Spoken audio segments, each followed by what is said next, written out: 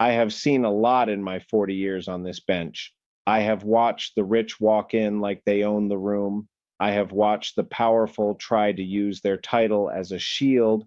But what walked into my courtroom on the morning of November 14th at exactly 10:30 a.m. was something I had never seen before.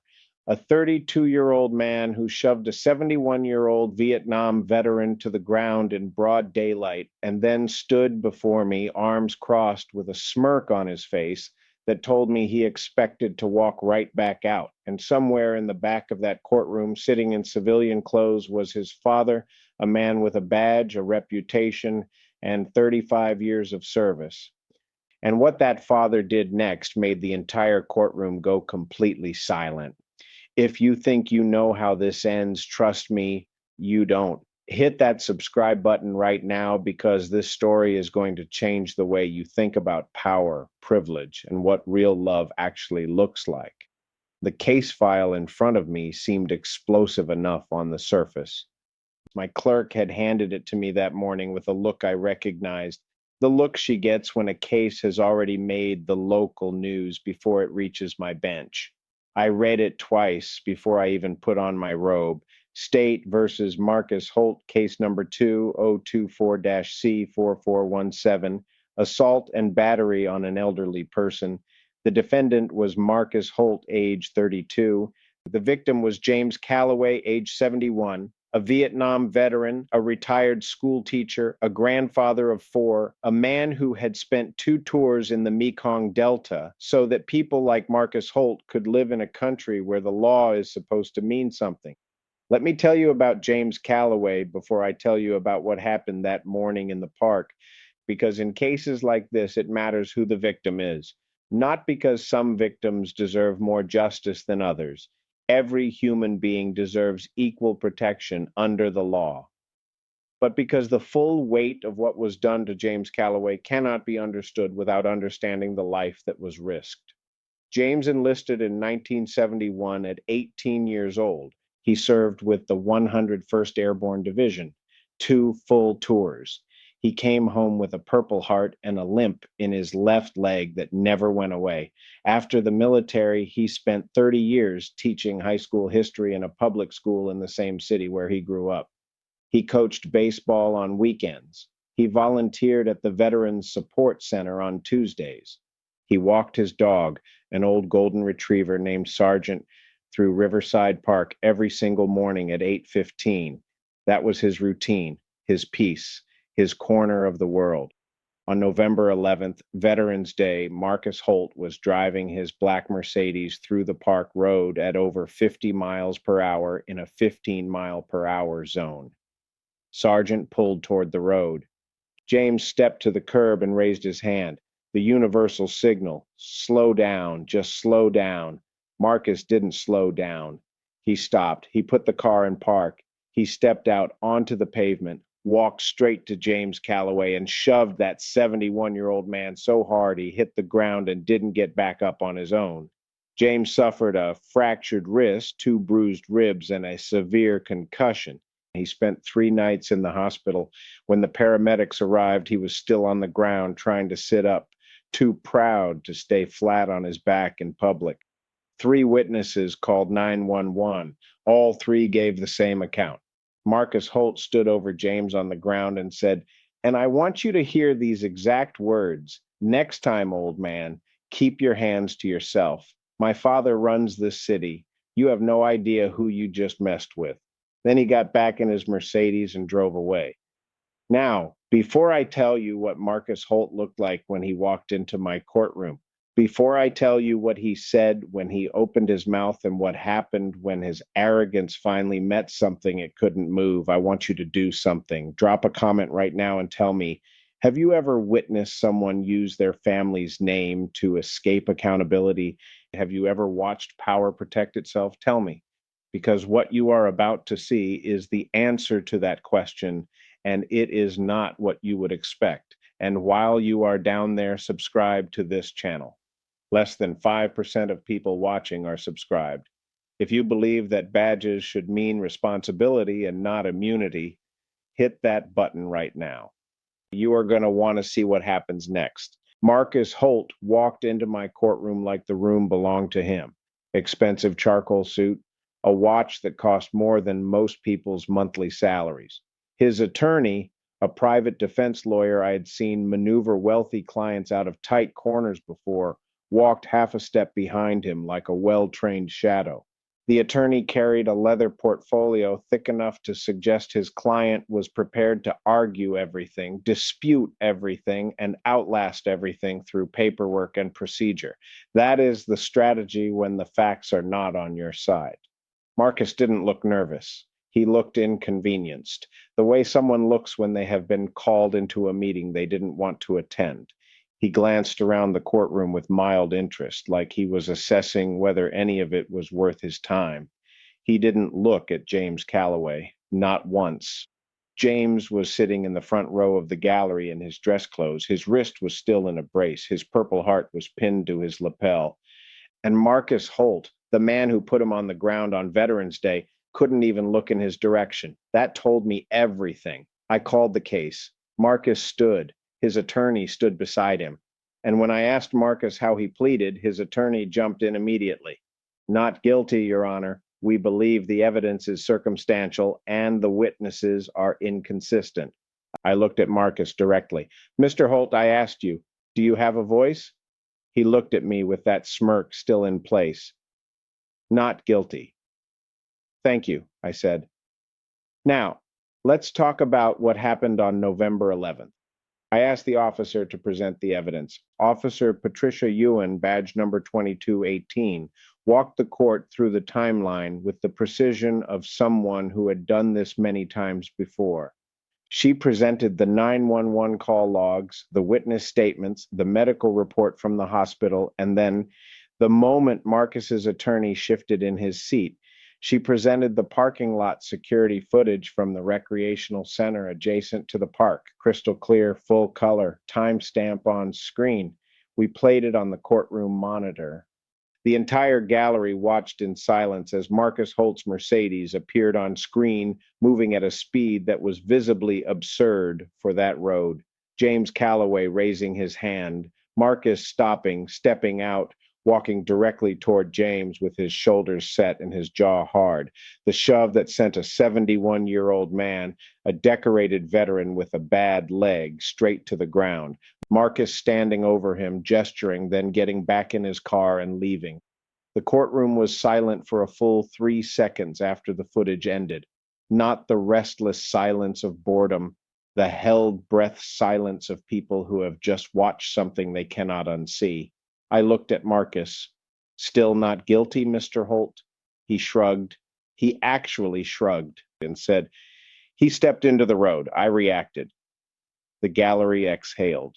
Someone behind me murmured something I chose not to acknowledge. James Calloway sat perfectly still, the way men from that generation sit when they have learned that composure is its own kind of power. I leaned forward. Mr. Holt, I have been on this bench for 4 decades. I have seen defendants lie with extraordinary creativity. What I just watched on that screen was not a reaction. That was a decision. You put your car in park. You walked toward a 71-year-old man. You made a choice. So I am going to ask you again, would you like to reconsider your characterization of what happened on Veterans Day? His attorney put a hand on his arm. Marcus pulled his arm away, and then he said something that made the temperature in the room drop 10 degrees. Your Honor, he said, voice steady and calm, like he was explaining something obvious to someone slow. My father has served this city for 35 years. He's the chief of police. I think it's fair to say I understand law enforcement and I understand what constitutes an actual threat. That old man was in the road. I protected myself and I moved on. The fact that I'm even here is an embarrassment. The gallery didn't gasp. It went quiet in a way that is louder than gasping. I removed my glasses. Anyone who has been in my courtroom knows what that means. An embarrassment, I repeated. Mr. Holt, do you know who James Calloway is? He glanced at James for the first time. A single dismissive look. No. I stood up from the bench. I walked down to the front. James Calloway, I said. Would you please stand? He stood slowly, with the care of a man who had learned not to trust his joints. He stood straight. He looked at me and waited. Mr. Calloway, I said, would you please tell the court who you are? James Calloway cleared his throat. His voice was quiet, but it carried. My name is James Calloway. I served in the United States Army 101st Airborne Division from 1971 to 1973. 2 tours in Vietnam, Purple Heart. I taught history at Jefferson High for 30 years. I have 4 grandchildren. I walk my dog in that park every morning because it's the only hour I have to myself since my wife passed 2 years ago. He paused. And on Veterans Day, I asked a man to slow down near the road because I didn't want my dog to get hit, and he put me on the ground. The courtroom was absolutely still. I turned back to Marcus Holt. Do you understand what you just heard? You shoved a decorated combat veteran, a man who risked his life for this country, a man who spent 3 decades teaching children, a man who was walking his dog on Veterans Day, and you put him on the ground and called it a reaction? I looked at him for a long moment. You are 32 years old. You should be ashamed of yourself. Marcus's smirk finally slipped. His jaw tightened. His attorney was leaning toward him, whispering, but Marcus leaned away from him instead and looked straight at me. Your Honor, he said, my father will be speaking with the district attorney's office about this case. I think you should be aware of that. And there it was, the reason this case ended up on the news, the reason this courtroom is the one you are watching right now. Mr. Holt, I said, are you attempting to tell me that your father's position will influence how I conduct this hearing? He held my gaze. I'm just saying he knows people. I looked out at the gallery. Chief Holt, I said, would you please come forward? The entire room turned around. In the last row, a man stood up, late 50s, gray at the temples, wearing a plain button-down shirt and slacks, no uniform, no badge. Chief Raymond Holt had been sitting there from the beginning. He had heard every word his son said. He had watched the footage. He had sat through the dismissal of James Calloway's service. And the look on his face when he walked down that center aisle was not anger. It was something worse. It was grief. Marcus turned around slowly. His face went through 3 expressions in about 2 seconds. Confusion, relief, then something close to fear when he read his father's face. Dad, he said, what are you? Chief Holt held up one hand and Marcus stopped talking immediately. Chief Holt, I said, thank you for being here. I understand this is not easy. I paused. Your son has told this court on multiple occasions that your position and your relationships will influence the outcome of this case. I would like to give you an opportunity to speak to that directly. Chief Raymond Holt stood at attention. When he spoke, his voice was steady, but I could hear what it was costing him to keep it that way. Your Honor, he said, my son is wrong. He has always been wrong about that. I have spent 35 years serving this city. I have put people in handcuffs who wore the same badge I wear. I have built a career on the idea that no one is above the law, and that includes my family. He stopped. He looked at Marcus. That includes you. Marcus opened his mouth. Marcus. One word. It worked. Chief Holt turned back to me. I watched the footage this morning before I came here, Your Honor. I have read the medical report.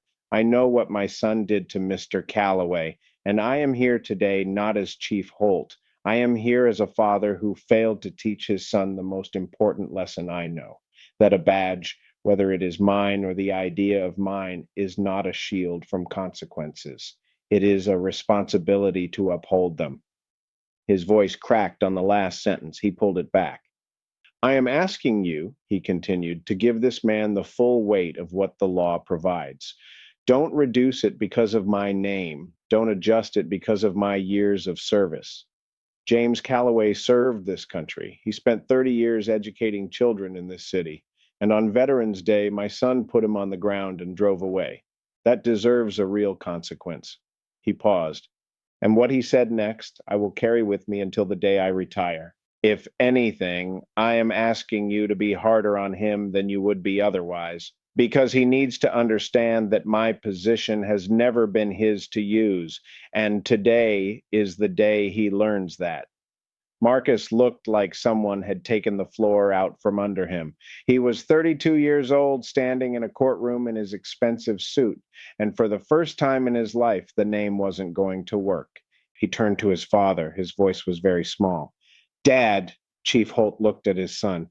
Marcus, be quiet. Listen, I have been on this bench a long time. I've seen 1,000 shades of human nature. But a father standing in open court and asking me to hold his own son fully accountable, that is something I had never seen before. I have seen fathers beg me to go easy. I have seen fathers shake their heads and walk out of the room. I have seen fathers who didn't come at all. But I had never seen a father walk to the front of a courtroom, look at the damage his son had done, and say, give him everything the law allows.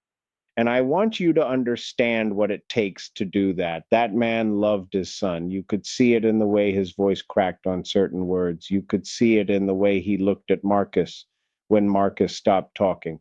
But he loved justice more. He loved James Calloway's right to walk his dog in the park without being put on the ground more. He loved the 35 years he had spent building something honest more than he loved the 10 seconds it would take to let his name do the dirty work. That is what integrity actually costs. Subscribe to this channel right now because this story is not over yet, and what happens next will restore your faith in everything this bench is supposed to stand for. I looked at James Calloway, still sitting quietly in the front row. Mr. Calloway, I said, do you want to address the court? He stood again. He put his good hand on the rail. Your Honor, he said, I don't want revenge. I want this young man to understand that the people around him, the strangers in the park, the teachers who taught him, the veterans who walk the same streets he drives through, we all deserve to be treated like we're worth something. I came here today because I believe the law still means something, and because I want my grandchildren to live in a world where it does. The room was silent for a long moment after he sat back down. Then I turned to Marcus Holt, and I gave him the sentence. Marcus Holt, on the charge of assault and battery on an elderly person, I find you guilty. Your actions on November 11th were not a reaction. They were a decision, and that decision put a decorated veteran in the hospital for 3 nights. Here is what this court orders. 120 days in the county correctional facility, suspended pending full compliance with the following terms. 200 hours of community service to be completed at the Veterans Support Center where James Calloway volunteers every Tuesday. You will not sit behind a desk. You will work alongside the veterans there. You will hear their stories. You will carry their equipment. You will assist with whatever they need. You will complete 1 full year of anger management counseling, documented and reviewed by this court. You will write a formal letter of apology to James Calloway, which will be read aloud in this courtroom at your compliance review. And you will speak to the Police Academy's incoming recruit class about privilege, accountability, and what happens when someone believes their family's name puts them above the law. Your father will arrange it. Marcus stared at the floor. I leaned forward one more time. Mr. Holt, I want you to look at me. He looked up. You came into this courtroom this morning thinking a name was going to save you. Your father just proved that names don't save anyone. Service does. Character does. The choices you make when no one is watching or when everyone is watching and you do the right thing anyway. Look at your father. That is the kind of man a name is supposed to stand for. Start working on becoming that. As the bailiff moved to process the paperwork, Chief Holt walked across the room to James Calloway. He extended his hand. James looked at it for a moment, just a moment, then shook it. The chief said something I couldn't fully hear from the bench, but James nodded slowly, and I saw just the beginning of something that might someday become forgiveness. Not for Marcus, for the situation, for the fact that a good man had to spend Veterans Day on the ground because someone never learned that a name is not a license. Marcus watched his father from across the room. He was crying. not the performance of crying, the kind defendants sometimes produce when they realize the sentence is real, the real kind, the kind that comes from finally understanding something you should have understood a long time ago. He was 32 years old, and for the first time in his life, the scaffolding had come down, the name, the connections, the assumption that consequence was something that happened to other people. All of it was gone, and what was left was just a man who had hurt someone who didn't deserve to be hurt, standing in a courtroom where his father had just chosen justice over him. That is a hard thing to watch. I am not going to pretend otherwise. I don't enjoy this part of the job. I never have, but I believe in it. 6 months later, Marcus Holt completed his first 100 hours at the Veterans Support Center. His supervisor there, a woman named Carol Devins, who had been running that center for 18 years, filed a report with the court. She wrote that in the beginning, he showed up with the posture of someone who thought he was better than the room. He stood near the door. He answered questions with as few words as possible. He did the minimum of what was asked and nothing more.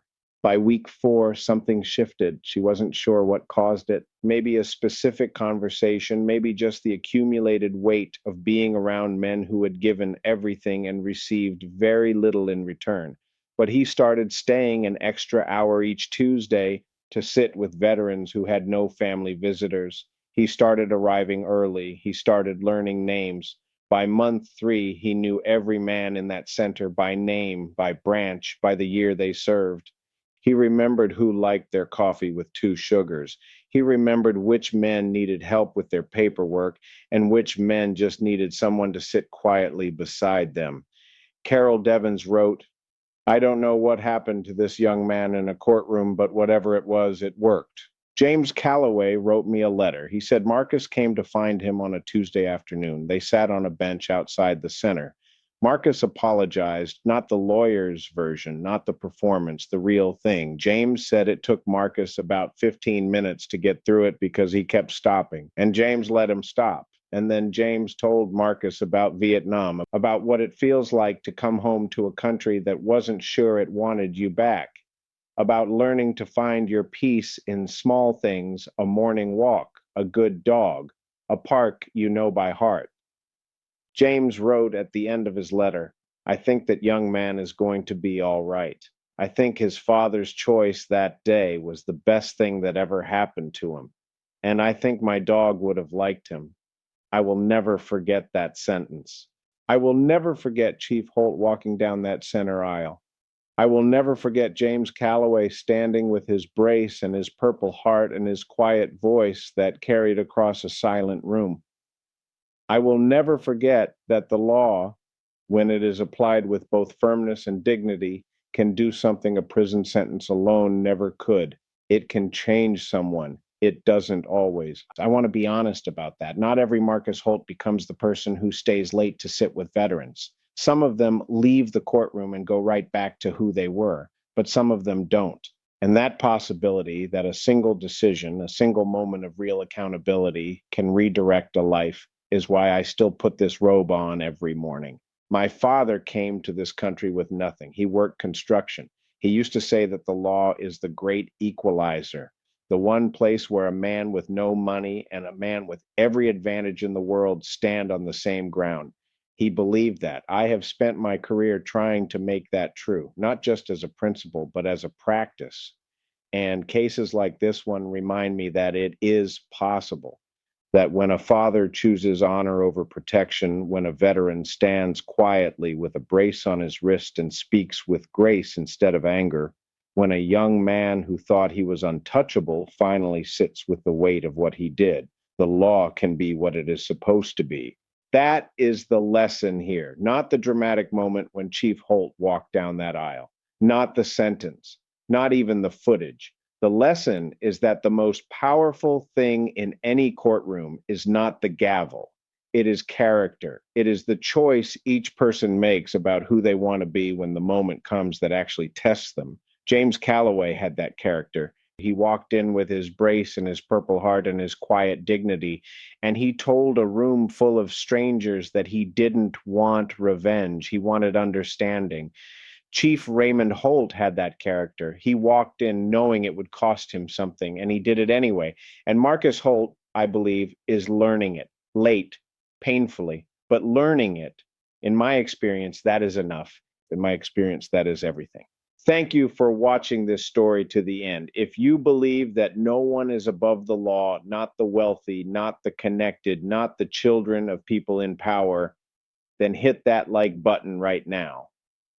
Subscribe to this channel because these are the stories that need to be told, that need to be heard, that need to be shared with the people in your life who still believe in accountability. And leave me a comment telling me, what would you have done if you were sitting in that gallery the morning Chief Holt walked down that aisle? What would you have done if Marcus had been your son? Because I genuinely want to know. Justice is not just what happens in a courtroom. It is the choice every one of us makes when someone we love does something wrong, when someone we know uses power they should not have, when we have a chance to stand up or to look away. Choose wisely. Every single time. My name is Judge Simpson, and in this courtroom, everyone stands on the same ground. Every single time.